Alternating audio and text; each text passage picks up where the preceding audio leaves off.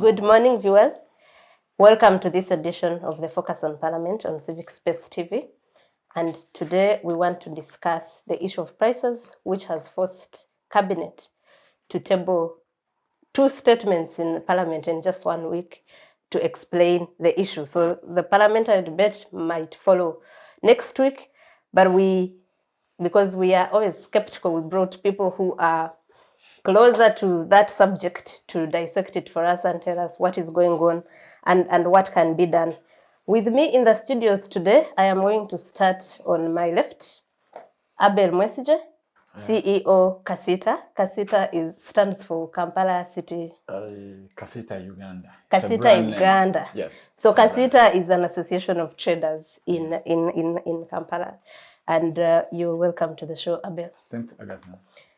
Next to Abel is a lady that needs no introduction many times, but I will give the introduction that she likes the most. She is a high-ranking member of the Alliance for National Transformation, former leader of opposition, former woman MP Kasese District, Honourable Winnie Kiiza. Honourable, we are happy to have you in the show. Agather. Next, this one also doesn't need any introduction. Professor Audience you have. Yes, Dr. Professor of Economics in Makerere, Muhumuza. You're welcome to the show. Thank you very much. It's a pleasure to be here. Next is Honourable Obigah. Honourable Rose is from Terego District. He's a member of Parliament for Terego District and sits on the Legal and Parliamentary Affairs Committee and the Human Rights Committee of Parliament. Honourable, you're welcome to the show. Thank you. And additionally, I'm the most rural MP in that parliament. The most rural. Terego is the most rural place. Eh? How did you rank that? You're welcome. Everything about me is The burden is on the others to prove her wrong. Welcome to Kampala and to Parliament. Now you are in the city. You are not representing your rural people. Yeah. You're welcome, Honourable. bringing the rural to the city. That is what they call rural-urban migration. That is very good. So, a bar of soap is now in some places at 12,000. This is soap we have been buying at 3,000, 3,500 just 4 months ago. Cooking oil, its price also increased by more than almost 40%. And we are asking ourselves what is going on. And we are talking about just soap and cooking oil, but nakati, vegetables, matoke, everything is up. And you are talking about an economy that has come from 2 years of COVID-19 restrictions, where people have not been working. And now, as if that wasn't squeezing enough, there's that problem, which the government really seems to have failed to address as of now. And I want us to start with KACITA. Let us first roast KACITA, which is selling us these goods at these high prices. Abel, what is the problem? Why do we see a 50% increase in prices of these essential commodities? Thanks, Agatha, and our viewers out there and fellow panelists. Good morning once again. Abel Mwesigye, and I'm the CEO of KACITA Uganda. Maybe for point of correction, KACITA is no longer for Kampala. Oh. It ceased to be for Kampala in 2009 when it was re-registered as KACITA Uganda with a national mandate. So my membership is across. So it's no longer Kampala Traders something? No, it's now KACITA Uganda as a brand name. Oh, okay. Yes. But Agatha, when we talk of the prices, I think we will not look at a problem, okay, from our perspective, but rather we'll look at problems because there are several factors that are contributing to this. In the first case, we as business people, at the end of the day, whoever is doing business, the sole intention would be the profit margin at the end of the day. And for you to break even or to realize a small profit that you're looking for in order to sustain your business, then there are other factors that you put in consideration. Now, when we talk of businesses, as KACITA, I'm multi-sector. I do have manufacturers with me. I have, in the chain, I have distributors, I have these retailers. I even have these end users, the individuals in my membership. So when you look at that consideration, we have several factors, but at different levels. When these manufacturers are running their plants, they will actually focus on the input before the output.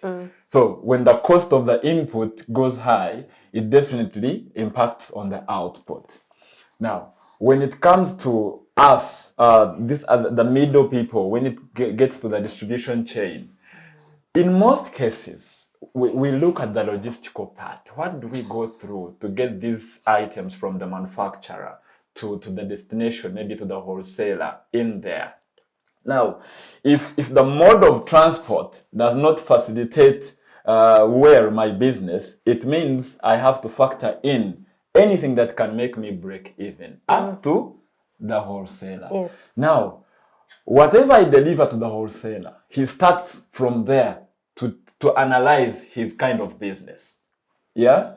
So, at the end of the day, when I get to this retailer, if I go to Chikubo, it is not the Chikubo person to determine the prices. But prices are determined from the source, either manufacturing or importation and all that.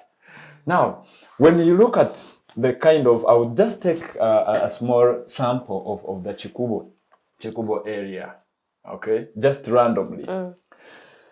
When you look at the rent that we do pay here in Kampala, which was even never compromised during lockdown up to present. But instead, landlords are hiking the rental charges every now and then. It then gives us no other room to compromise on pricing. That's one. I'm glad I'm seated with experts here. When you look at the taxation policies that we are facing as business people, Yes.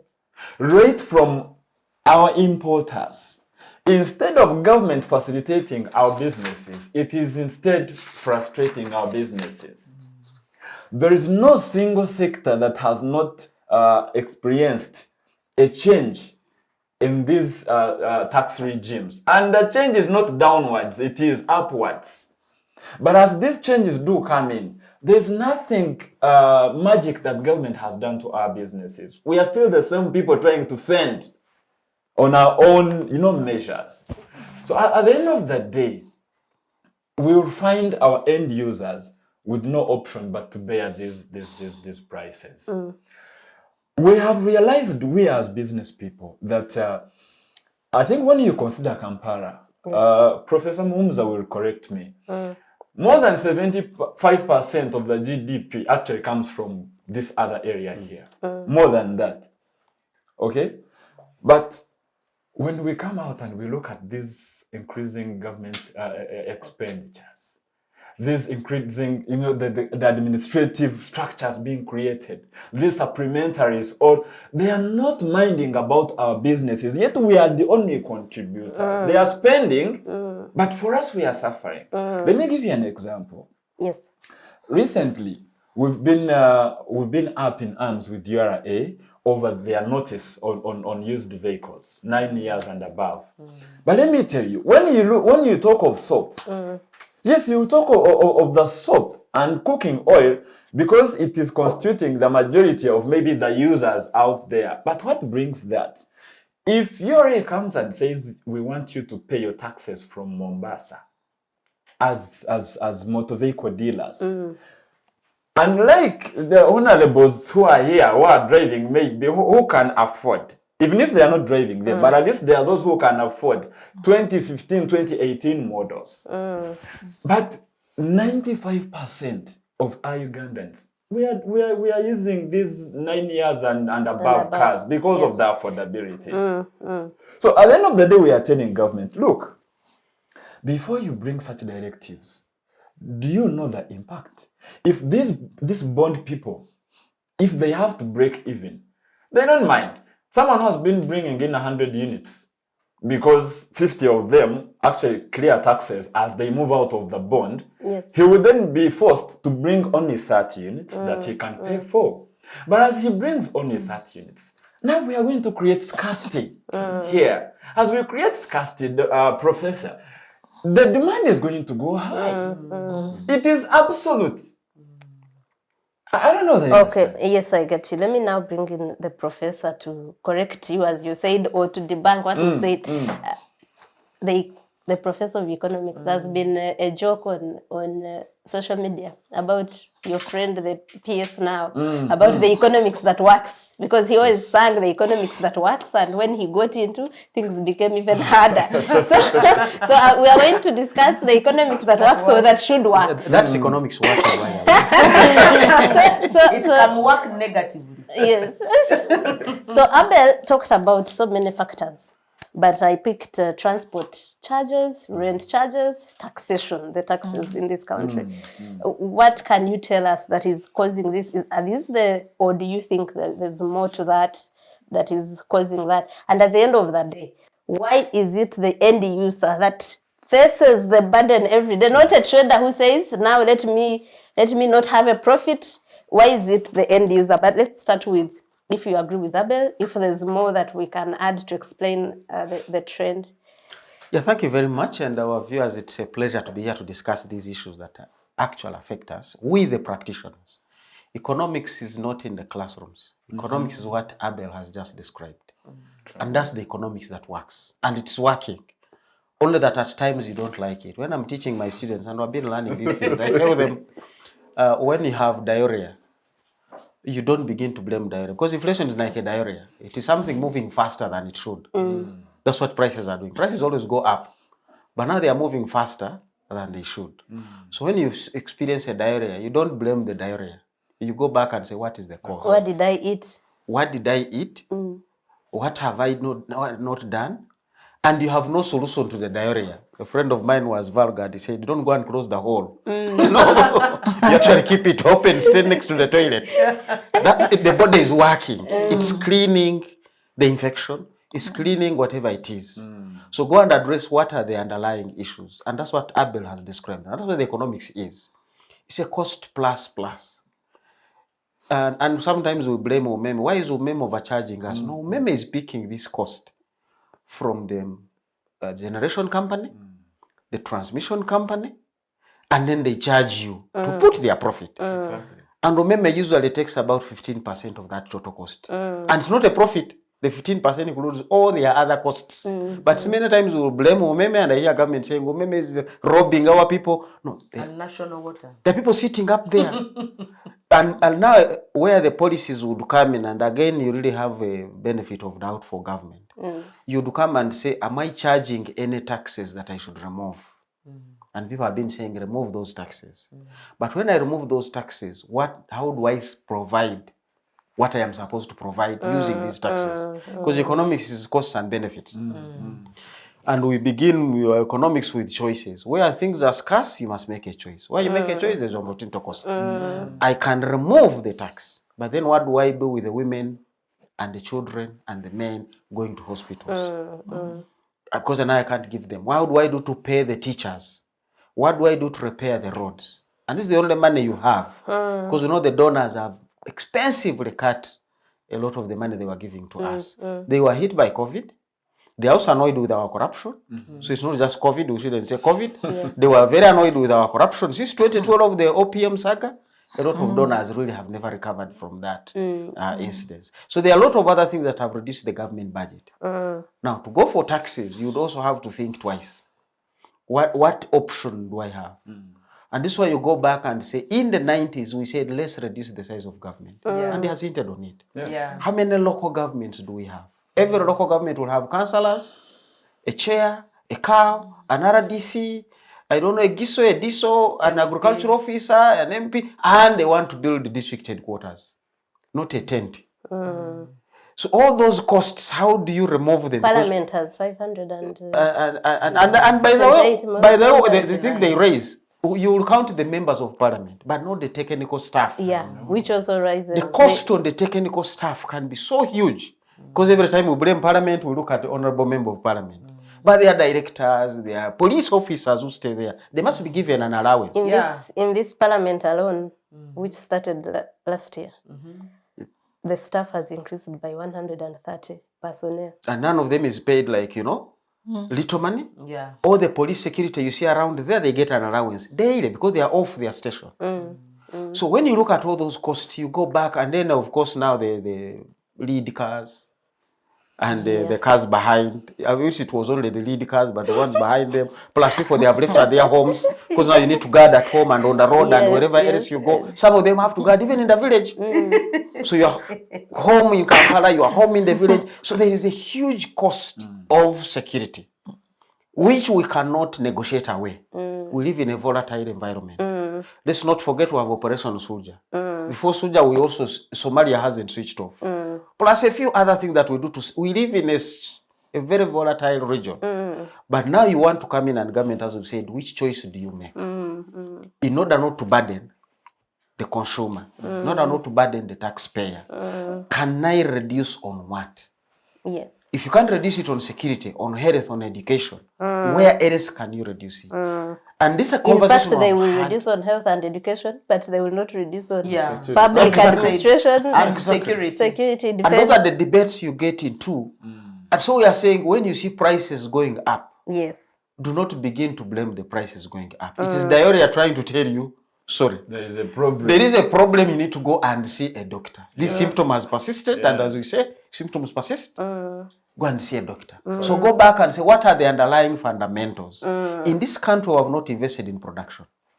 We have been bragging that our industry is growing. We have 4,500 or 500. But now we are beginning to see that the factories we thought were ours are actually finishing points of external global value chains. This cooking oil is not originating from cotton cake in Kasese, from soybean and sunflower in Terego. It's actually originating from palm oil in Malaysia. It's originating from sunflower of all places in Ukraine. Sunflower in Ukraine. Those fellows are under winter for several months of the year. Now you see Uganda saying we must plant the whole year, and I'm like, no, the few months you have, do a good job. These guys have 4 months to plant, but they are selling the world with soybean, sunflower. So where have we been? So we need to go back and say, no, don't blame the diarrhea. Yes, blame the what is causing And that's why I think where my colleagues, the economics that works is don't intervene with diarrhea. What is he intervening with?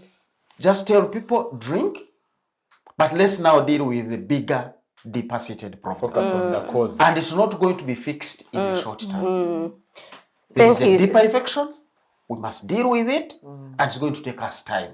Thank you, Professor. Honourable Winnie, I pick two things from Professor Muhumuza that I want you to maybe elaborate on. Burdening the taxpayer, and it is a problem that is not about to go away, so we should pray for ourselves. Honourable, you have told us here before the show started how you are always told that opposition is always just sabotaging government. What do you think government should be doing in a situation like this one? You know, the professor, almost with my brother Abel, talked about so many things, and possibly I would like to first wish our viewers a happy Easter. We are in this Holy Week. It's unfortunate that we are having Easter at the most difficult time when prices of commodities are so high that our people may not be in position to enjoy Easter as they should have enjoyed it. Remember, it is coming at a time when people are getting out of COVID. It's the first Easter after 2 years that people are going to celebrate as they used to. And really, it's so unfortunate, it's hurting that they are celebrating it in this kind of style. But I pray that the grace of the Lord Jesus Christ gives you the comfort, and that it gives us the faith and courage to carry on. As a country, we are in trouble. We are in trouble because we have not laid our priorities.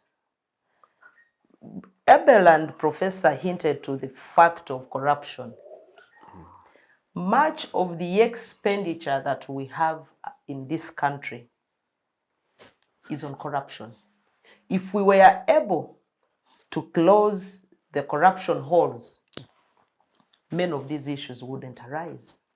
Yeah, instead of closing the diarrhea hole. Instead of closing the diarrhea hole, let us deal with what has caused the diarrhea. And one of those things that have caused the diarrhea is the corruption. The other issue is by not actually having our priorities right. Many of the other underlying causes have been the issue of the rising fuel prices. And the rising fuel prices, the economists were telling us, it's because of stopping the fuel at the border. And I saw traders demonstrating for the time they were spending at the border clearing and getting those stamps. But I also still remember that as a country, we had fuel storage facilities. The fuel storage facilities which were being used in case of shortage. Many of these we have vandalized. Many of these we have sold off to some other people to manage. And I think as a country, even when we went into privatization, we went in too early. We had not prepared properly for it, to the extent that we sold what we had, and we sold at a giveaway price. We didn't recover much from the privatization processes. And this goes back to the root of corruption, because majority of these things were being sold by government to government people. People who were in government were buying things for themselves at a giveaway price. They tell you we are buying a whole dairy corporation at $1. You are selling UCB at $2. So everything was done not in the interest of Ugandans, but in the interest of a few who were closer to power. That is one of the causes of this diarrhea that we have. The other cause is actually, like I've told you, failing to put our priorities first. We look at our country as an agriculture-led country. And many of the prices that are skyrocketing are these nakatis, the matoke, the beans, The eggs. the eggplants, the eggs, which our people use on a daily basis. What have we done to uplift the agriculture subsector? You realize that many of the budgets, every time it is the budget of security that is increasing, the budget on infrastructure that is increasing, but we have not worked on water for production. If we worked on water for production, then we would know that our Ugandans would produce throughout the year. We have these 2 seasons, but sometimes we are also relying and depending on what heavens will bring. Whether it brings sunshine, we face a drought. If it brings too much water, then we face the consequences of like in Nyamwamba. So what do we do to ensure that our farmers can produce at all times without any limitations and any hindrances, so that we avoid, we have too much land, but the land is rendered useless. When you go to Israel, for example, you go to Libya before it was messed up. Desert, pure, but people are exporting. What do? Irrigation. If we would control corruption, and we say let's massively invest in irrigation, let's give affordable loans to farmers so they can be able to put their farms correct. They did zoning in this country, but where the zoning ended, nobody knows. My brother talked about the importation of cars above a certain limit. The issue was that we were dealing with the environmental management, because the issue was old cars pollute the environment, and therefore as a country we don't need them. But do we have a plant that is manufacturing cars? We don't have a plant that manufactures cars. So even when we put a limit to importing old cars, we were not protecting any of our producers. Correct. We were not protecting any of our producers, and therefore the cars went high, and those who are buying cars must squeeze the pockets and must squeeze the economy. We have very few people who are working. So the few who are working are being squeezed and put on the wall. So you will find that the diarrhea will continue increasing if we don't sort the underlying causes of the diarrhea, and we only look at the diarrhea and we think we shall close the hole. Why do we again blame this of not having our own? We were saying we are controlling environment. We are trying to clean the city, clean the country, and rid it of the old stuff that is causing dangers, which is correct. But what are we doing to the wetlands that we have? The wetlands that would be assisting us to clean the environment, we are actually spoiling them by putting there now skyscrapers. Instead of ensuring that now let's first manage the little environment that we have. The maviras of this Uganda being cut, the forests of Goma in Hoima, we have put it down. The one in Simuliki, in Ibundibugyo, we have put it down. Some of the few woodlots that we have. So you have seen The the lakes, sand. yes, the lakes, we are depleting every other area that would be assisting us to clean our own environment.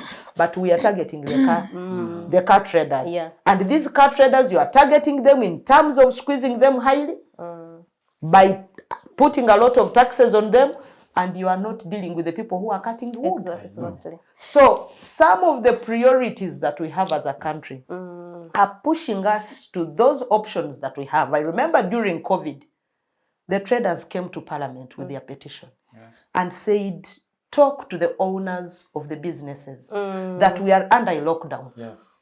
We need to be given the tax relief. We need to be given rent exemptions. Yes.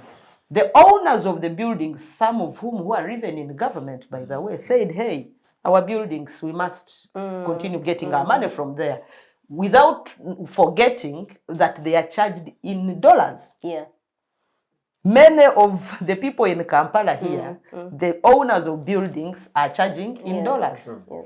We said we are in Uganda. Why should Ugandans be charged in dollars? You debated. Yes, the we even debated tenants that. bill. We debated the tenants bill. When we debated the tenants bill, but the shocks that were supposed to have been provided by government, even when we went for the money that was given during COVID, the 1.7 trillion, which was supposed to be given to the traders and business operators to stimulate the stimulus package that was supposed to be given. We don't know where it went. Because all these would have helped the country to heal and helped our businesses to grow, so that at this time, now we would be emerging from COVID. As we emerge from COVID, the business persons, the farmers, the traders, the market vendors would be having something small to help them. So when I saw the government talking about now the parish model, and you know, Professor Muhumuza has been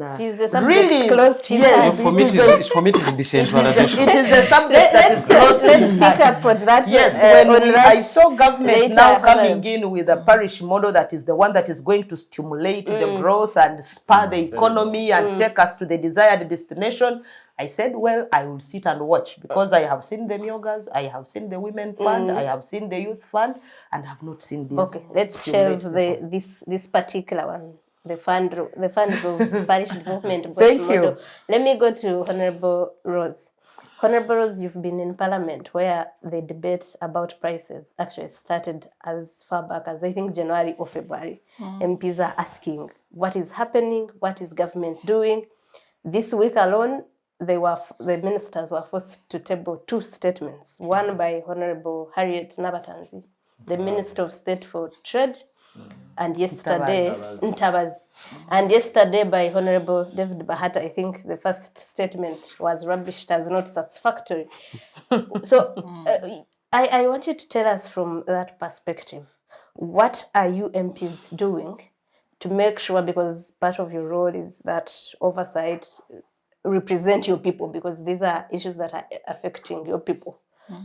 What else do you have as plan B if this debate that has been ongoing for 3 months does not yield much? Because the statement that was tabled talks about causes that many don't agree with, talks about solutions that many don't agree with. In fact, the Shadow Minister for Trade, Mwesigye Francis, also has his own statement that wasn't able to be debated yesterday. What is going to happen? What is Parliament, or what should Parliament do in this case? Thank you so much. I would like to ask all of you to join me in making our speaker rest in peace. We've been for a long, 1 week, long time, trying to make it possible that we make him to rest in peace. And after that, we just came in a storm. We have a lot on our table. You leave home at 5, you reach back at 6 or 8 in the night. And also to the viewers out there, I wish you a happy Easter. Today is Good Friday, and I'm a Roman Catholic. 24 hours I stay with my rosary. I've never removed it, whether I go to church, I do what. Yes. So I wish them happy Easter. Yes, we have a lot of challenges that come with these rising prices. Just as I said, I'm a very, very rural woman. It's only this time that I'll not be in the village because just only 2 weeks, because I've just been in the village. I know what the rural woman, what the rural person is going through. I want to disagree a little about the issue of rent. If we are saying it's because of rent that every other trader is hiking prices, how do you justify rent in Terego? A trader in Terego does not pay a very high rent. Most of them are doing business from in front of their homes. Now, how do you justify the increase of prices in tomatoes, onions, nakati? Do they also pay this rent? You see, my challenge with every Ugandan out there is greed. They are not patriotic. They do not think this is our country. All of us should come out and say, wow, what can we do for Uganda? You will only appreciate Uganda when you leave this country, go to stay elsewhere and come back. Who will not want to live in Switzerland? But my 4 years experience in Switzerland is as nasty as possible. I love Uganda like nothing. Here you just go down to Owino. It doesn't matter who you are. But if you can be that person who can cross, you will get fresh food, as fresh as it is. But Ugandans, they take advantage of every situation. How do you justify? Here in Kampala, we have cement at, I think, 34,000. But in 40,000. 40 now. In Terego, I think if you're saying now it's 40, Terego should be 60. Really? Is this transport? Yeah. Can we put this on transport, really? Are we carrying this cement one by one? Then we put one in a lorry, it arrives in Terego? So it's greed. Let's all come back to our senses and say, this is our country. These people in Terego are our people. Corruption is everywhere. Everyone is to blame for this corruption. By the corruption is not about picking only public funds. Even the corruption of the mind. People just see, now people in government are eating a lot of money. Is it true? And what have you done about it? Can we say, I want to put an end to corruption? Whether NRM or opposition, can we all say no? You see, some of my colleagues say, much as my party has only me, I want my money. But when you say, can we have collective responsibility? The other one is for NRMs. No, not like this. It is our government because we have one president. That is Mwesigye, whether you accept or you don't. We have inherited a lot. Lack of sincerity. When you are a minister, what legacy are you living? Are you just there to see how you can amass wealth? Or you are able to help the wananchi? Are you there because I'm a minister and I hail from Terego, it should be the people of Terego to benefit? Or as a minister of finance, you are able to say, yes, as we are paying the people of Bunyoro, let the people of Terego also be paid. Why should we hustle in the corridors, looking for money, asking all questions so that the people of Terego should be paid? Trade. A lot of money is going. The cooperatives are really fake. People are eating money. Money is sent down, money comes back. Should we say this is a problem of Mwesigye, really? Human beings who live in this country should wake up. They should have actually woken up yesterday to say this country belongs to who? As the Ugandans, we have to leave a legacy. As I'm in parliament, what do I want to see Uganda like the day I exist? I exit. As I exit, the next person coming, am I leaving a bed of roses? Or I just want to leave thorns and thorns? My challenge, yes, we have prices rocketing. As members of parliament, the president openly told us these are fishermen and women. We want them to prove That they are worse, that they are doing work. Of course, as government, we can't run out of solutions. We're looking at how we can subsidize. And this, if you bring a substandard statement, we're not going to say because we're NRM, we shall not cross-examine it. This one, we should forget about it. Because here, the people who are suffering are the people of Terego. How do you explain soap in Terego at 15,000? A bar. How do I explain this to my people? And what are we doing about this? So we are working day and night. That's why you see a statement brought is send and bring a better one. If it is substandard, much as you're a fisherman, go and look for another net. Bring us fish. We are looking at fish. We really want to say 11th Parliament must do its work and do it correctly. But Ugandans out there, stop greed. Stop exploiting. Stop taking advantage of consumer ignorance. You know the population down there is not well educated. Why are we exploiting them? KACITA, there is no justification of saying it is rent, it is... No. It is transport. Just this simple thing, Nakati, small things, salt. If you are transporting salt to Terego, do you carry a packet or you carry a big lump sum? Subsidize, okay, increase, but let it be commensurate.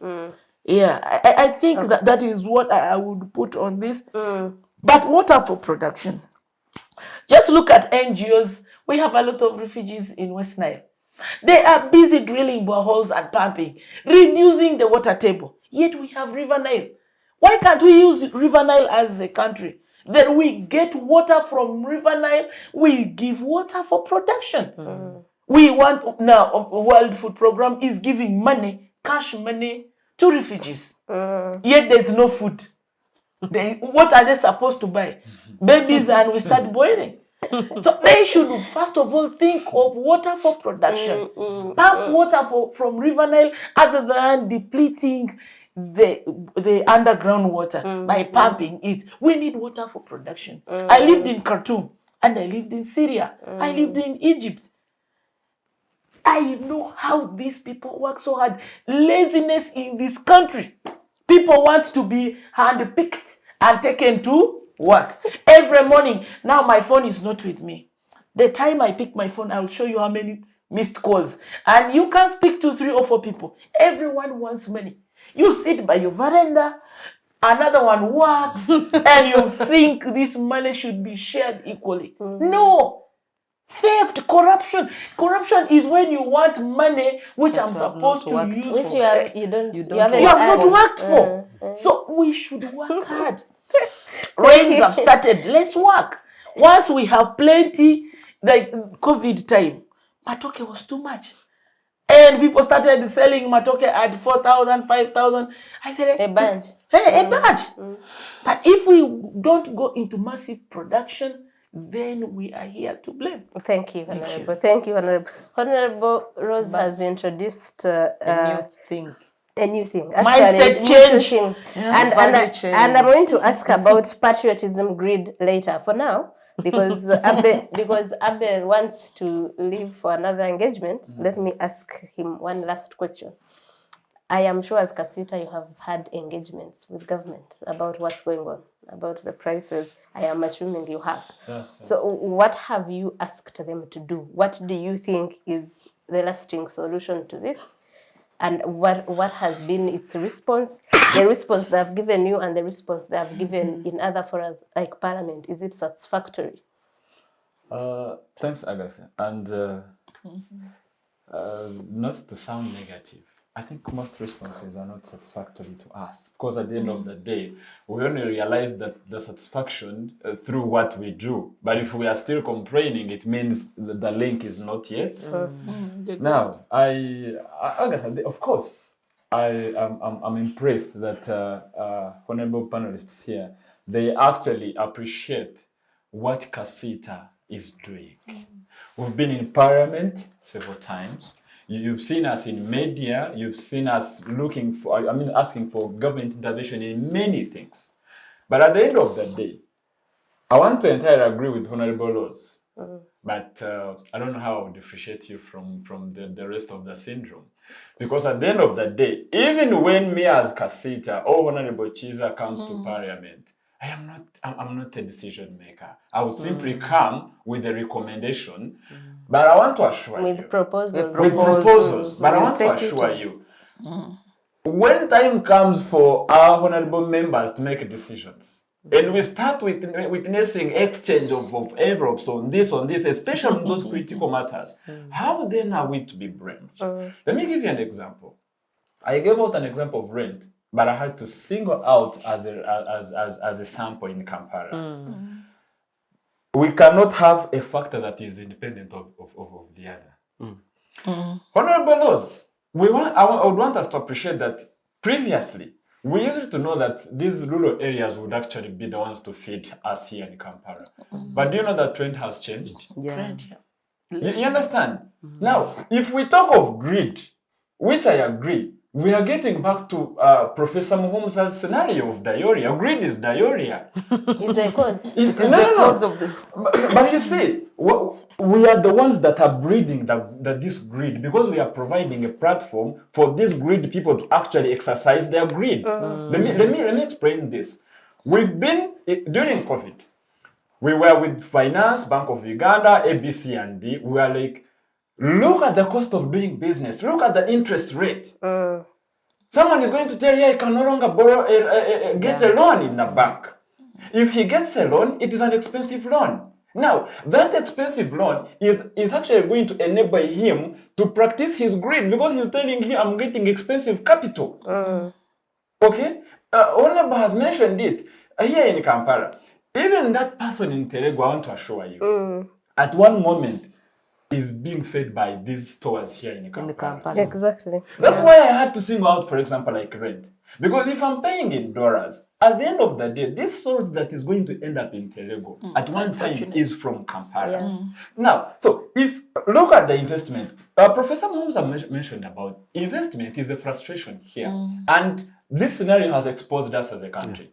Let me assure you this: when you look at 80% of our investments here, they are all foreign owned. Yeah. But are you aware that we have locals who have the potential to actually invest in our own country, but they are only frustrated by our policies and government? How do you come out and you give a tax holiday to a foreigner? A foreigner. You give free land to a foreigner. Go and ask these rich people here. None can tell you how free land is acquired from these government industrial parks and everything. They are all frustrated. Now, at the end of the day, we are witnessing most of our members, they are crossing to Kenya, to Tanzania to invest there. You understand? Now, look, most of these industries are actually assembling plants. They are not manufacturing plants. And do you know what is happening? You will stop Abel, who is a native, from importing electronics from Dubai by putting a very high tax. What will you do? You're going to say, if you're assembling and you're looking at Indians, they'll bring the same thing in the names of assembling, of adding value. And when they reach here, it is the same thing they are going to do. You understand? So what is going to prevent me from exercising my greed when you're providing this platform? You understand? Now, as KACITA, you see, she mentioned, of course, even the environmental excuse is not there, Honourable Kiiza. We are in business. There is no product that gets imported here without having a pre-verification certificate of conformity, that is PVOC. We have our UNBS staff in most of those countries who first confirm that, yes, this environmentally fits in our country.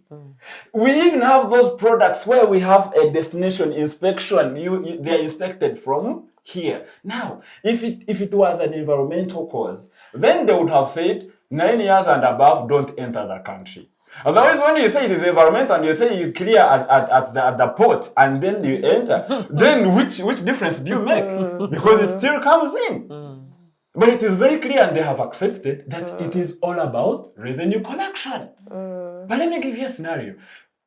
Come 30th of June, in case this directive, I pray that it is not. You will quote me right.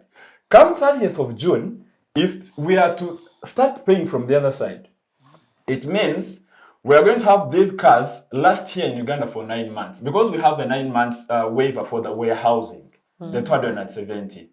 Now, from June 30th, 2022, up to 31st of March, UR is going to be collecting huge because people are clearing what is in the bond to avoid the other auctioning. Come 1st of April, we are going to see these warehouses empty. What then will follow? A 2013 model is that which is driven by these honorables. Not even the honorables can afford it. 2013. Not even them. If it is CIF, if it is, costs $10,000. CIF, that is before you pay taxes. 10,000, that is 35 million. 2013 model. Who can afford that? And How many? And if it is. And if it is. So what is going to happen, Professor? Buying tomatoes and eggs. Yes, what is going to happen is that after 1st of April, Agatha, we are going to have very few cars coming in. Prices shoot high. Remember for URA, he still will correct me. If they collect 1.5 trillion today in this financial year, the next financial year, finance will base on this financial year's collection to determine the next collection. Now, it means that from 1st April, we are going to have a serious decline in taxes because the importation of cars is going to actually reduce and Kenya is going to boom. What will then happen? After 1 year, they will denounce this directive after many people have gone out of business, after everything. And they have collapsed. Now, you're talking of greed, but let's look at these scenarios that we are providing. These greedy people, we are the ones that are promoting them. Yes, thank you, Abel. I think the point is adding here that we possibly are not seeing. Not all the cars sales in Uganda by Ugandans. Yeah. Exactly. The South Sudanese people from DRS who come and buy here, we call them re-exports. Yeah. Now, if you punch yourself, these fellows will go and buy them from Kenya. Exactly. So you lose that business. Correct. And more people will go out of business who are surviving on these re-exports of cars, phones, televisions, and other things. So we need really to understand, as we say, things are so intrinsically related. Yes. You may think you're solving a problem, But you're actually creating a deeper one, which will take you years to reconcile. Any business person who goes out of business cannot be brought back easily, if at all ever. Yes. So avoid them falling off to begin with. Do everything possible. And by the way, there are so many young people who are depending on the car dealers. Quite very. So that brings me to the last question before we take a break, and I'll ask you, Honourable Winnie. They're talking about the solutions or the directives that are being given and how they are affecting in the long run businesses. But also, Honourable Obigah brought in greed and unpatriotic nature of Ugandans. And I am glad Abel said what I was thinking, that greed is being facilitated. Yeah. Exactly. Doesn't that now take us to the issue of regulation in this country, where you let those forces of demand and supply and dictate which middlemen and people like the traders will take advantage of? Yeah. So what do you say about regulation in this country of prices? We saw that in COVID, where people would pay 200 million to get to private hospitals to The even private- get your dead body. yeah. So isn't greed facilitated in that way, like Abel said? And What should the government do? you know, even when we have a free economy, where we think it should be the forces of demand and supply that should determine the prices of commodities, government should not just give up. Thank you. There is a level at which, even when your children have become independent, that you don't lose your grip as a parent of continuously engaging your children to remain the father. Yes. So our government kind of wants to fold its arms and say, you know, there is nothing I can do because there is liberalization of the economy. Even when there is liberalization of the economy, the government should come in with regulations to guide the liberal economy. Yes, we even asked the Alliance for National Transformation, we believe in free investments. We believe in free movement of goods and services. But even then, the government should still remain as the lead of coming up with regulations that will control this free market economy. You can't have an economy where the population is burning out to the extent that you are about to create joblessness in the population. You are creating deaths out of hunger because people can't afford, and you don't stand out to provide the solution. So I still believe that the onus is on government. Any government worth being called a government should ensure that the well-being of the population is their core priority. That the shriving of businesses that are being done in the country is still their concern. That is why they even have a minister of trade. Yes. What is the role of that minister? If the minister can't ensure that there is some minimum balance of trade, where the consumers are not taxed highly and the producers are not equally taxed highly, let them put regulations that will enable the business people to do their business in a friendly manner while not affecting the end users. All this we are seeing, just like the KACITA executive director said, that all of these things are intertwined. You know, my sister was asking, why is Nakati on a higher side? Nakati. So for us here, we are looking at Nakati that is being picked from a small garden. But you are forgetting that this Nakati seller is not going to eat her Nakati. She's going to buy soap. Exactly. She's going to buy salt. Absolutely. She's going to buy cooking oil.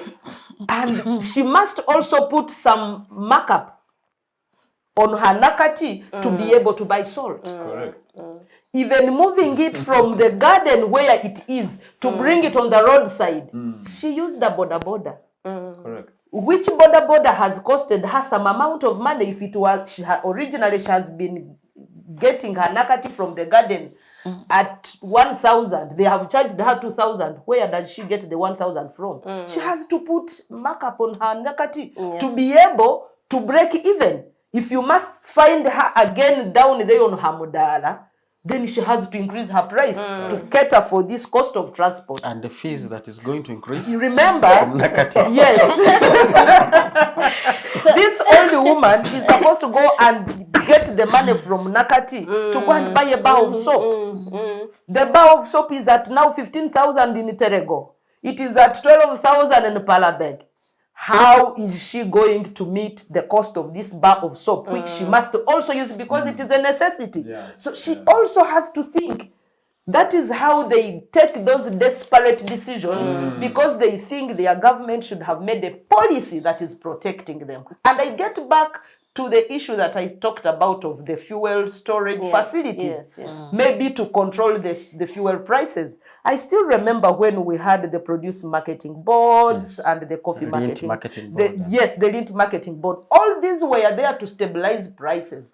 When there is low productivity, then the storage facilities of government would come in to supplement what is on the market so that the prices remain stable. But now that all those are no more, we are now in a ragtag economy. Thank you. Where the forces of demand will depend on anything and no government is coming in to do regulation to ensure that the population is protected, while at the same time protecting the business persons. Thank you, Honourable. What I pick from these two submissions and what I want us to continue with after the break is that there is non-interference policy, but when there's interference from government, it is actually negative. On the side of the consumers. Sometimes I think. Or And it traders. is where they have an interest. She was Exactly. talking about Very cars, Yes. which were bad or there's a limit because of environment, but other causes of environmental degradation are not addressed. Ignored. And we have the economics that works here to tell us, are we wrong to think that the interference? But I think one thing you want to add is a Can lot we of first seed take a for break, vegetables and Professor? carrots is coming from the Okay, Netherlands. let's take a short break and we come back and I'll start with you and we'll pick up from there. Thank you for staying with us and we are coming right back in a few minutes.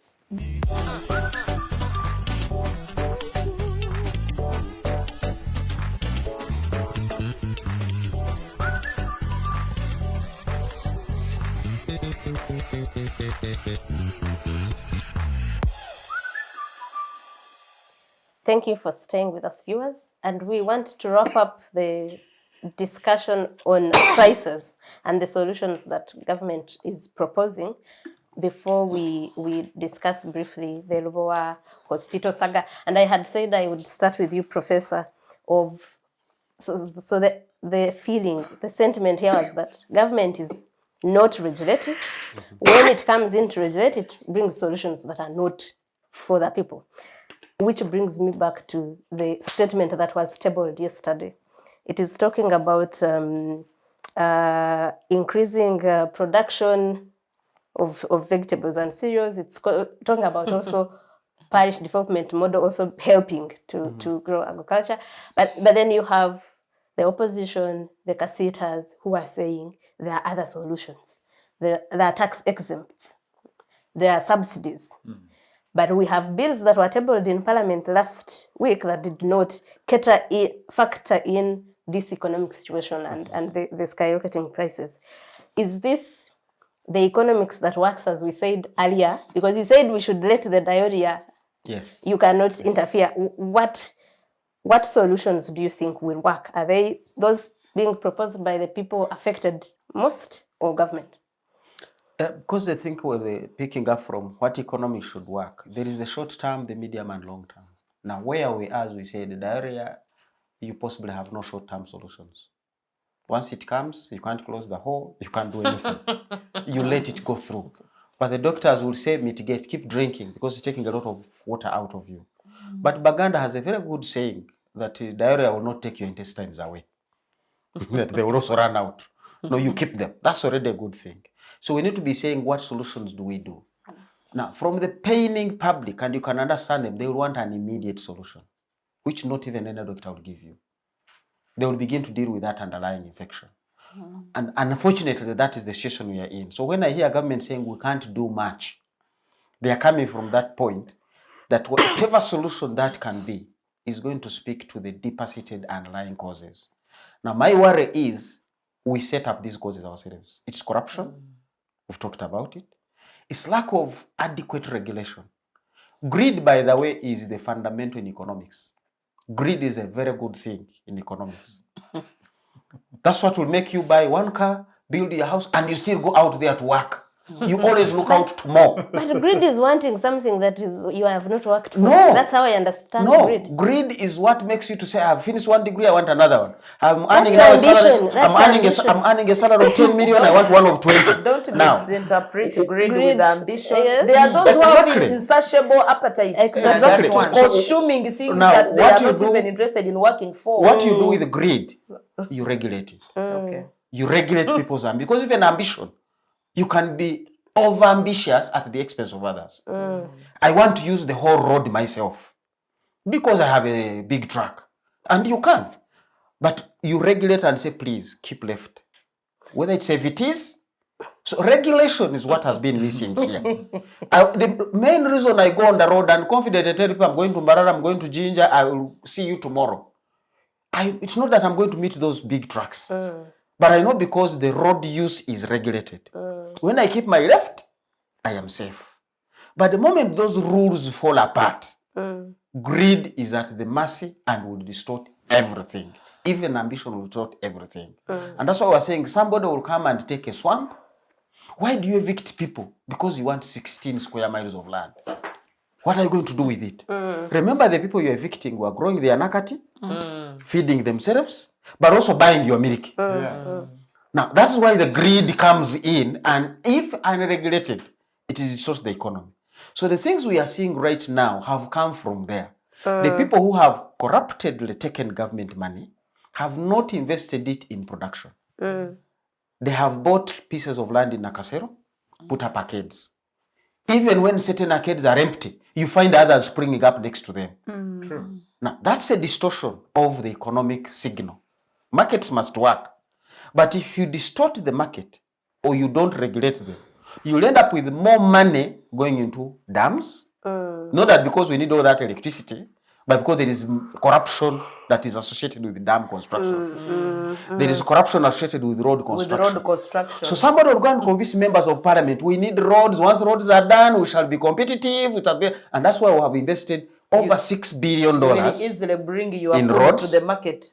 And what are we transacting on these roads? Imported products. Nobody has invested money in sunflower. Now, the grid has not been regulated and has distorted the entire system. Now, to fix that is going to be very long-term, protracted set of policies, but not only the policies, the seasons of people sticking to them. To say, did you steal government money? Go to jail. But if you steal government money and you create impunity, this fellow will go and steal, because anybody investing in some of these, we call them low-yielding assets, because you are investing free money. If you have borrowed money from a bank at 20%, you don't want to invest in something that gives you a return of 7%. How will you cover the bank loan? You can't. You can't. You can't. And that's why your poor KACITA and their cooperators that you talked about, the traders upstream. You cannot set up a factory in Uganda when you have borrowed money at 15%. You can't. The only thing you do is trade. Now, trade in what? Imported products. Because those are easier. And they also allow you to adjust to the market. If you buy a bus to Kasese and people are no longer moving, what do you do with the bus? So the best is the border. You can adjust. Trade, you will say, the stock I brought last month, I haven't sold it. So you don't bring more. But if this is a factory, supposed to produce 20,000 mineral bottled waters per day, you must sell them. If you don't sell them, you are already having excess capacity for which you are paying. Just like we are now paying deemed power. The electricity we have generated, 12,000 megawatts, we are not using it, but the people who invested made government sign. So it's a capacity charge. Honourable Winnie, you told me there are 60 people to pick from Kasese. I brought a bus. Don't tell me, sorry, some have changed their mind. You pay for all the buses. All the 60. Now, those are the things you don't want to find yourself in them, because now you've locked your useful money into what we call dead stock. That's what KACITA's traders always try to avoid. Never pay for dead stock. You'd rather bring in few things. Yes. And I've seen their traders are very wise, they're very good economics. I would want them to come to my class in Makerere. And by the way, professor is about teaching, not titles. It's about teaching. Yes. I would want them to come. You will find they have stocked 3 things. If you need more, this guy will say, I'll bring them. Wait here. He runs to another person. But he does not stock. He can't say, I don't have it. No, I don't have it. He will run, and they have their network. He will even make a call, Yes. and another will bring it. Yeah. Don't stock what you can't sell. Exactly. Now, in that kind of economy, you are not going to fix the issues of inflation in the short term. But also, as we said, we are overexposed. We said the seed for tomatoes, for cabbages, for lettuce, is being imported. Now, interest rates in Europe are higher. The people manufacturing these seeds are going to charge us more. And by the way, we are still happy. The dollar is still where it has been. Should the dollar there move up, inflation will go higher. Food inflation is expected to rise. We have not planted well. We haven't had a good season for the last 12 months. And we're not seeing another one. So food inflation will add on. It can only get a little bit worse, and we won't fix it in the short term. So let's brave ourselves for it. As Americans say, when the cyclone comes, you don't stand against it. Run, it will pass, you'll come back. Okay, thank you very much. Let me briefly come to you, Honourable Rose. I struggled with economics in school. I remember in senior 5, I said I'm not taking economics. And the teacher of economics told the director, said, if Agatha is not offering economics, expel her from this school. So I can't claim to know economics, but I disagree with Professor Muhumuza that we should, the diarrhea should ease on its own. We can die of diarrhea. It will kill us. So, and why he's saying that is, like I said, people are asking for subsidies, for tax exemptions. He mentioned it. But the government in that statement yesterday said they are not sustainable solutions. Yes, they are not certain. But we have seen Kenya and Rwanda, they have intervened, especially on fuel. Kenya is suffering. After intervening, You know, or they before? will withdraw it. After the intervention, they said they will pay. You produce petrol stations, don't charge more than this price. If your costs go above that price, government will give you a subsidy.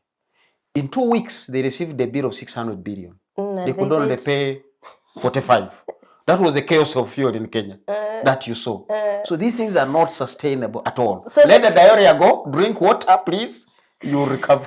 So the short term solutions versus diarrhea continuing to cleanse the stomach until you probably die of what do you think is the right Of dehydration. yes, exactly, the right course of action? Yeah, thank you. We're a government. If we were not a good government, we wouldn't be In power. government. In No, government that's for over. that's disputed. But let's, Yeah, but of course it's a reality. Yes, there is a problem. We always accept as a government there is a problem, and we are willing to solve this. There are so many ways of killing chicken, but one way of eating it. That's why they said let the area clean. We are getting a tangible solution, but most importantly, Ugandans should stop greed. There is nothing better. Exploitation, you know? Sure. Yeah, there's too much exploitation in this let your country. government fix that. Let your Yes, government that is what we regulate- are fixing. We regulate are the not greed. going to accept anyone who has been brought to book because of corruption. Let go free. No. And you have seen this parliament But they now. have been going free. No, but you know what is in the past? We don't live in the past. Now we're in the present. Can we start from here and we move? Because once your child has made a mistake, are you just going to say, "Let me now what hack you," and that is it? But I say, can you stop this? Can we have punitive action? Can we have name and shame? Can we have people who are going to be corrupt and fix them? Don't say, "No, I'm doing this because the other one is." No, two wrongs don't make a right. No, I'm saying your government has failed to do that. It should leave power and No, but and my one government is fixing this. Is fixing? We are fixing. Just that. How did you know that these solutions which were brought were not the right solutions? That is when Parliament rejected. It was not one side that rejected. Both NRM and opposition. Even NRM thinks they are not. They are not the right solutions. Can you go back on the drawing board? Come back next week. Tell us something better. Because you are the fisherman. If you are tired of holding the net, say, "I cannot Hold it anymore." and give it to the next person." I love Thank that. you, Honourable. Because I remember one time when we were meeting Human Rights Commission, and the lady said, I'm being pushed too much. I'm being threatened." I said, "Excuse me, madam. Who is threatening you? You cannot come here and start speaking in proverbs. No, hearsay evidence is not admissible. Please justify this threat. Justify it. Thank you. If not, relinquish your position. Resign." Let's leave that subject. We cannot exhaust it now. Yeah, we shall be here. we shall come back to Because exhaust the it. prices are going to Now, continue. yes. Yeah. And now I want to put Honourable Winnie Kiiza on the spot. When she was in the 10th Parliament, you know, collective responsibility? Exactly. There was a problem that happened, and we are still paying for that problem. And it is Lubowa Hospital. Is there something called collective irresponsibility where others are irresponsible? And, even that is there. So Lubowa Hospital. But why are we calling it Lubowa Hospital when it is even not there? Government has come. The Lubowa theft. The Lubowa theft. So this is a project that Parliament funded and disbursed money for in 2019. Was it 2019? 2019. And the project is supposed to cost about 1.4 trillion shillings. Part of this money has already been given to the contractor. The hospital is still at foundation level. I don't know who even knows that, because MPs went there to do their oversight role and check the works going on, and they were locked outside because they had no authorization to enter. And this is a parliament. This is the one that has appropriated this money. So they have come back to ask for over 300 billion now shillings. And I have been educated by Professor Muhumuza that the commitment from government was that after this period, you get more money. Yeah. It doesn't matter whether after that period work has been done or not. So government has already committed to giving money after a certain period, which it has to. What went wrong? Where was Parliament looking when a bad deal like this passed them by? To our viewers, I want to say that again we come back to what the Honourable Rose has been talking about. The greed the corruption and failure to put our priorities right is what happened in this whole situation. Yes, in 2019, government made a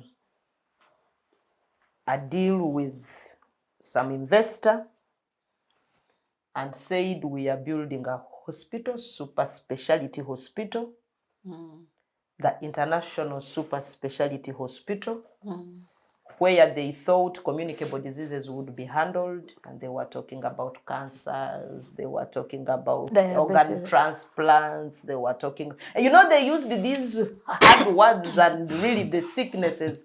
You were duped. Yeah, we by were duped the hard words. by the hard words.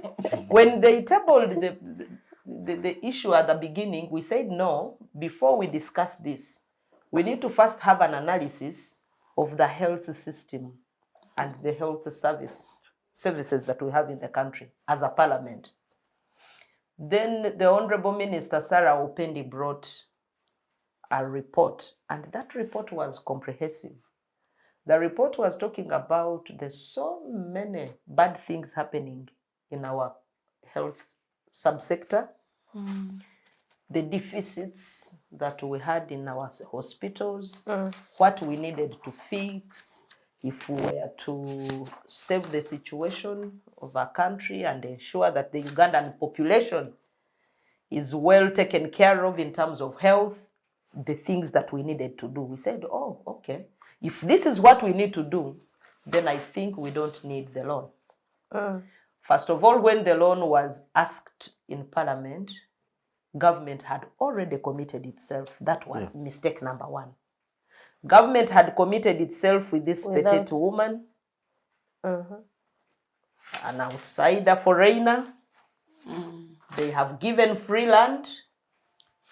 When we talked in Parliament that the land had issues, the Honourable Beta Mongi rose up and said, no, there are no encumbrances on the land. There is no problem. Government, the red flag was just lifted by the Auditor General to say, look here, government, you have done a mistake. When this issue, the loan came to Parliament, the Committee on National Economy went to look into the loan. When they were writing a report to authorize the giving of the loan, members on the other side of government, of the other side of Parliament, authored a minority report. There was the Honourable Nzo William, there was the Honourable Betty Namboze. Do I still remember the next person? Mwanga Chivumbi was among them. They authored a minority report and said, I think we are getting it wrong. One, the minority report highlighted fundamental issues.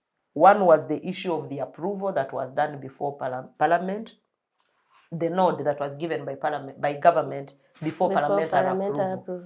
The second was the cost.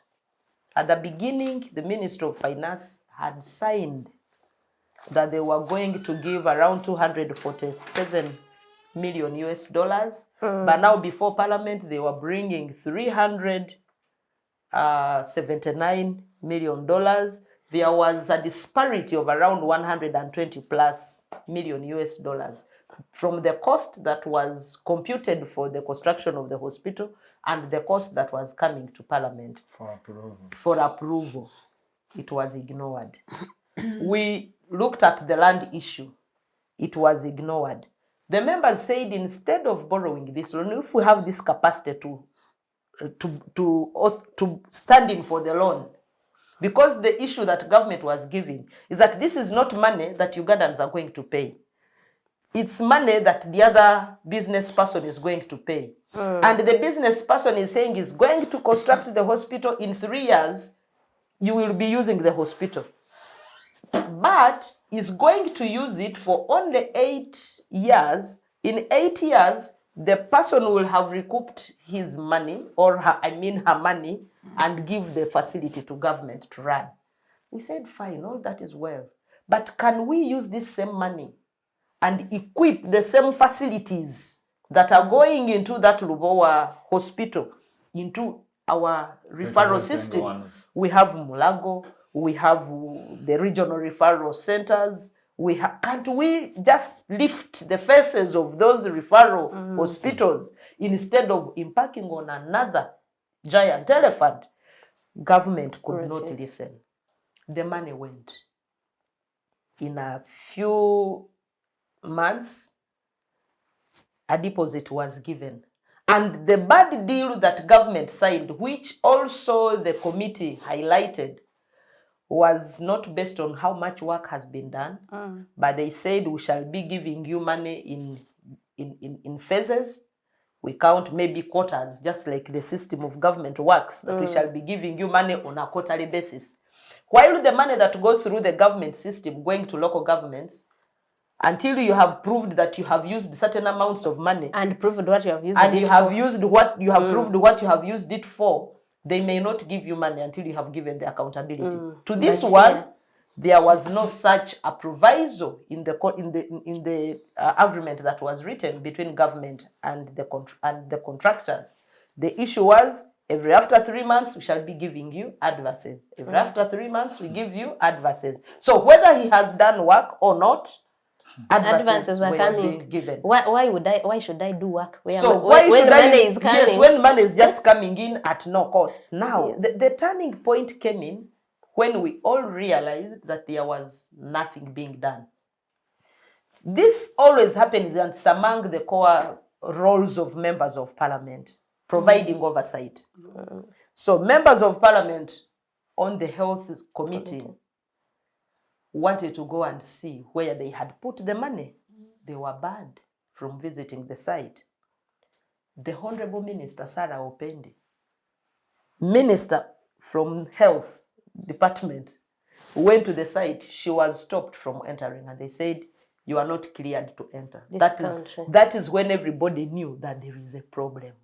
So when we went back to begin now looking for where has the money gone, we realized that money had started trickling in. But as it trickles in, a whistleblower again comes in, the Honourable Herbert Terego, and says, look, the money has started coming. There is around 200 something billion that has been wired, 300 something, from the account of the bank that was giving the money, the East South Development Bank. But as the money arrives in the bank of the contractor, already 120 billion had disappeared from nowhere. Between the sender and the receiver, some man around there has disappeared, and nobody wants to talk about it. I remember then the Right Honourable Speaker Atuhaire Kadaga saying, let us create a committee to investigate. But was it given even time to come back and report? Nothing. But if you have been Thank chased from you. the site, So your you investigation have will begin been at the chased site. from the site, you have been chased How from, do you even then investigate? yeah, so when I see that the same things we said we were going to handle 3 years ago, we are going to handle cancers, we are going to handle organ transplants, we are going to handle fertility of our women, we are going to deal with hearts. They were even said they would do Bone marrow transplants. And all this, when really the chairperson of the committee gave us even the details together with the Minister of Finance of the amount of money that we spend. The president had to also put it in writing to support the project. And said, you know, there is this amount of money that we spend, close to around 2 billion,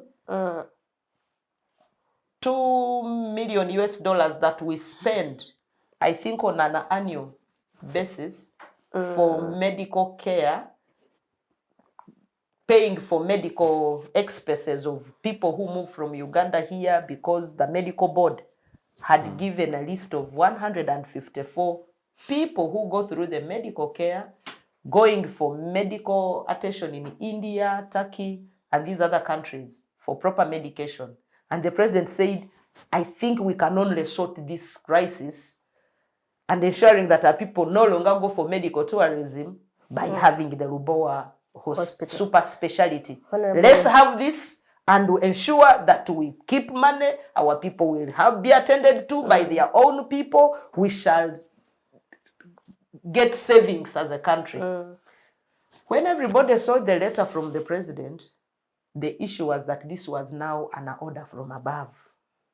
The project must pass. Those who were saying no to the project were looked at as people who don't care about Uganda, they don't care about the health of their people, and the project was okayed by Parliament. But it's so disheartening that 3 years down the road, even after the money has been given, free land has been given, nothing is shown for the money Thank you, that Honourable. Ugandans It are looks paying like for. you still have a lot of information to give us, but in the interest of time, let us move to Professor Muhumuza about this. We are already seeing things that look wrong, from the procurement process, from the amount of money, the cost, as she mentioned, that is going to that hospital. I think recently, 2-3 days ago, Honourable Mwanga Chivumbi presented and said this money could construct 20 hospitals. Yeah. Because the average maybe of constructing a decent hospital would be like $25 million. Here you're talking about hundreds of millions. 379. So we are, what exactly is wrong? What are the economic implications? Why are we seeing government enter into deals? And it has not started now, but let's just discuss this one, that are really bad deals for this government, for these people. Yeah, thank you. I think that to begin with the easiest, what are the economic implications? Is the inflation we're talking about. Yeah. If you invest wrongly, please don't expect that the economy not to punish you for taking a wrong decision. And the economy will punish you, as we said, through a diarrhea. Yes, you go back and fix your own things. So what is our decision-making process? As she has mentioned, we had this debate even before Lubowa popped up. People said we need a state-of-the-art hospital here. We even gave land, by the way, land in Nakawa for Aga Khan. Yeah. To Of build another state build of the exactly. art. But for him, he was supposed to use his money. His money. All he needed was, I think, a negotiation on land issues, and So he we got it. didn't lose a lot on that one. Now, Aga Khan worked out and said, if I put two, and this is profit, it's economics that works. I already have a site in Nairobi. If I put another site in Uganda, I will really be cannibalizing my own market. This market is a market of poor people. So the hospital in Nairobi can only scavenge patients here. from Rwanda, Uganda, Especially from Tanzania, Uganda. South Sudan, for it to be viable and make sense. I need to do that. And we need to get back to our district and local government. Some districts are not viable. But that's what a private sector person will do. So Aga Khan says, well, we keep watching. As incomes rise, maybe the region can support our two facilities. But the crazy governments who had that debate, we said, is this the best way to spend $100 million? Because initial discussions were just $100 million. And the Japanese also had come in, they wanted us to build, and then they come and run it. So it was still $100 million. And then it kept rising. But as Honourable has put it, one of the debate was, is this the best way to spend $100 million in this healthcare system? Might it not be better to keep treating those isolated cases abroad? And we deal with so many cases of malaria and mothers giving birth. We're still losing over 3,500 of these mothers trying to give birth. In this health center, 3, 4, and 2, and whatever. Why don't you invest there? So that this money benefits millions of Ugandans instantly. Then the other 150, we shall strain and deal with them out there. Now, that was a conversation on the table, which was not that. So I'm speaking to the decision making, and not just about this hospital, but as we say in science, this is just a case study to show you what else you need to do if greed is not regulated. So while we were debating that, Soroti consultant surprised everybody. Yes. Mulago dishes out a case. Soroti says, let's pick it up. Fix it up. And they fix it, really showing you a lot is already around. If you invested in And these they have facilities, not spent even a quarter of what yes, they're... if you fixed these facilities, the brains are there. Yes. And by the way, hospital is not buildings. One of the reasons people are going to India is you can actually get an organ. It's possible to say I need an organ and you can't find it. There is also the research that goes with the hospital, the network. Right now you get operated in that hospital in India. After 2 weeks or 1 week, you are flooded into some other facilities where you do your recovery. So it's a whole network of research, of medical drugs manufacturing. It's not just an isolated Lubowa.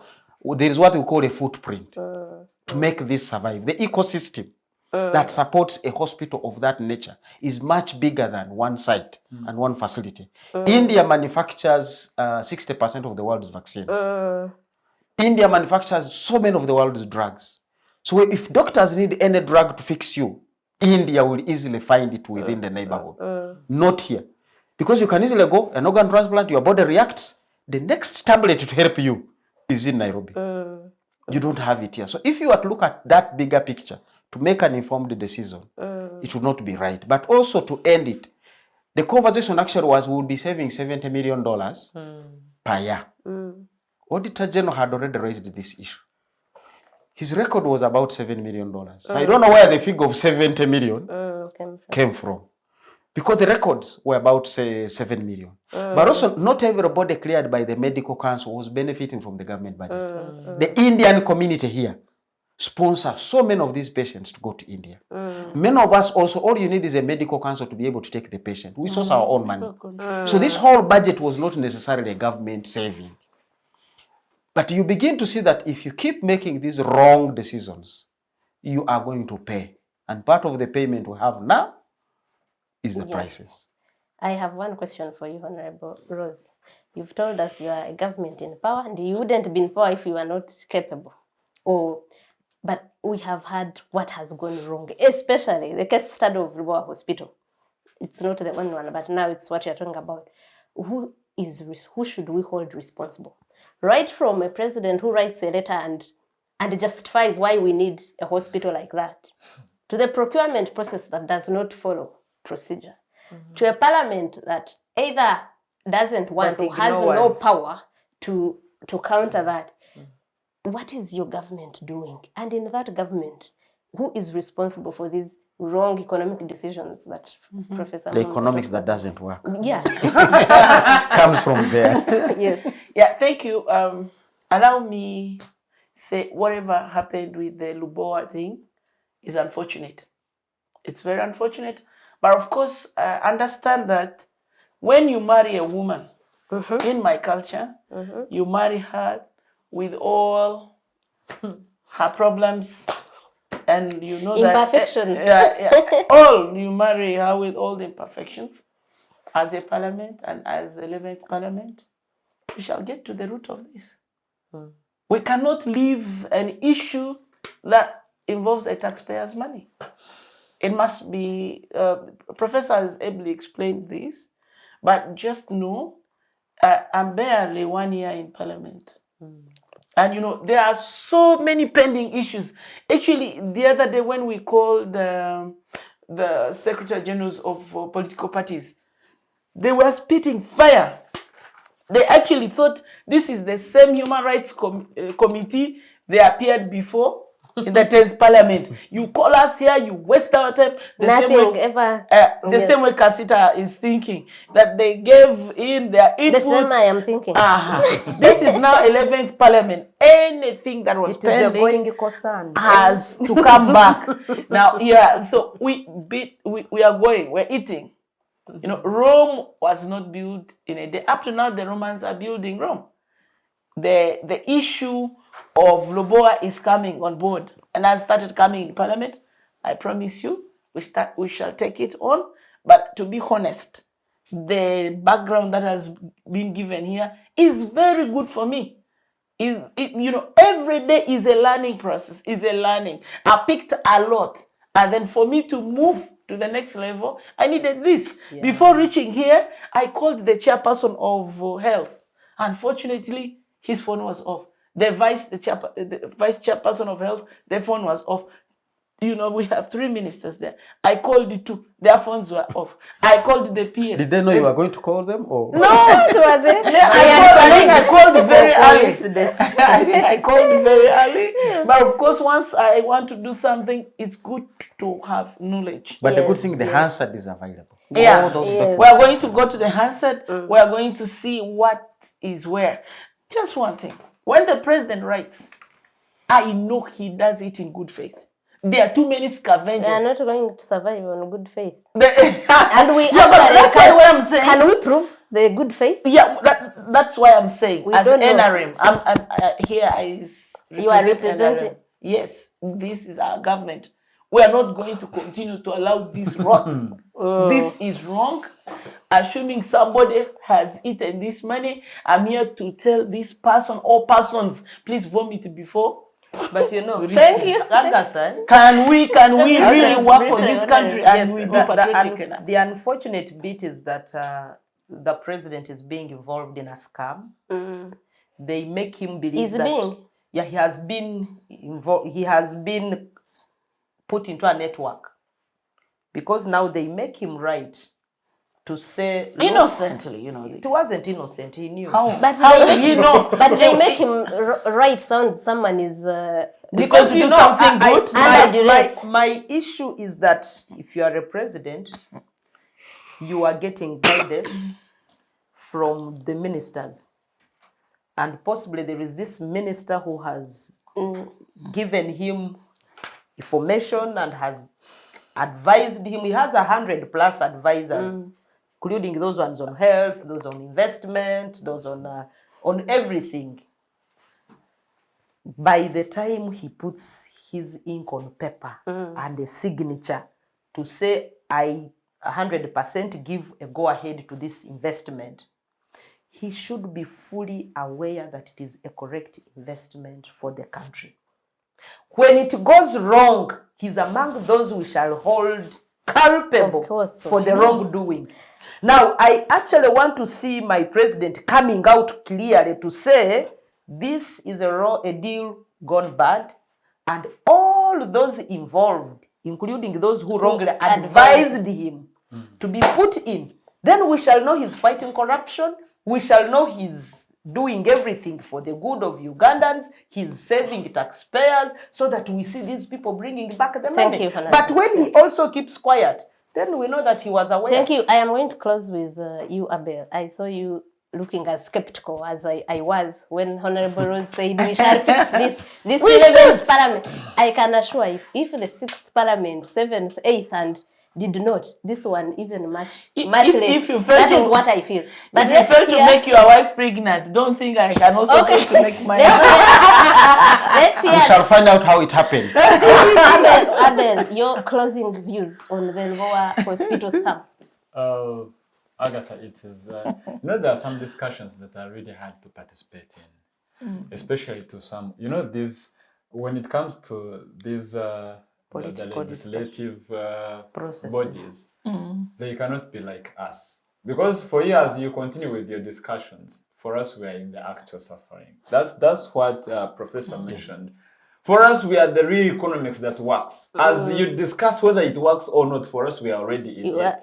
Yeah. Now, he actually mentioned, if I have a dead stock, I have no debate on a dead stock. It is dead. That's how we operate. That's one. Two, when my stock goes dead, then the next question is, what do I do next? I don't have to keep on focusing on the dead stock. Yeah. That's why you come into our warehouses and you find tons and tons of dead stock being left there. But we moved on as having other lines.